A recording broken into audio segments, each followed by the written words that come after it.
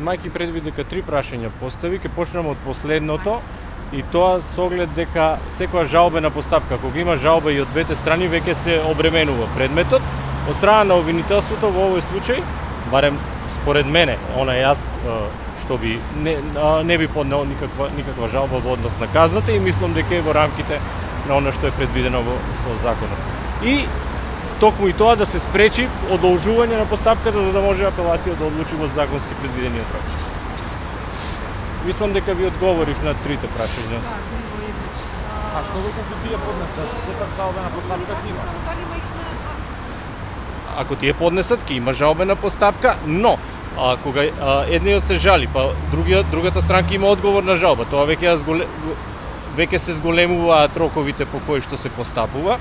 Останува во тој контекст јас нема, значи обвинителството според мене, значи не знам како ќе застане на став во глобално обвинителството, меѓутоа јас како оној што го постапува по предметот и што учествуваше во постапката, сметам дека овие казни во ваква ситуација се доволни. Колку време ќе заштедите со ова неподнесување на жалби? И значи обвинителство оптимално е тоа. Обвинителство нема да има никаква процесен акт за да може да времето да го крати.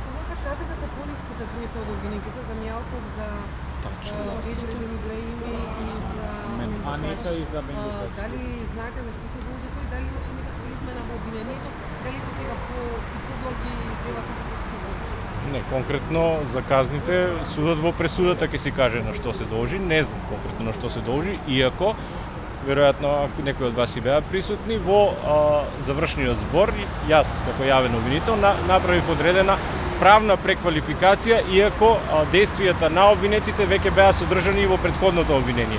Меѓутоа, со оглед дека направив правна преквалификација, која што предвидува минимум казна затвор од 3 години, па до 15 во тој период што е највисока што може да се изрече, а претходно беше минимум 5 па до 15, може би ова нешто е кое што влијаело на изрекување на ваква казна. Не знам што би можело друго, освен кога би ја добил пресудата, па би го коментирал што точно. Иако јас ги кажав и олеснувачките и утежнувачките околности кои што се предвидени во законот и кои што морам да ги кажам кога стојат на определена страна.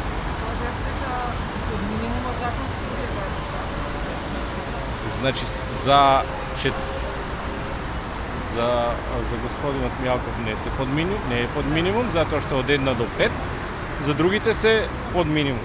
Меѓутоа и тие не се осудувани. Значи тоа е таква е казнената политика вообичаено во овој дел. На претходната пресуда поднесовте жалба, ако се сеќаваме на никога?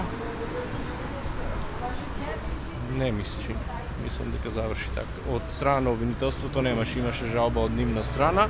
Вишето обвинителство застана на страна на дека не се основани жалбите, меѓутоа апелациониот суд имаше своја аргументација.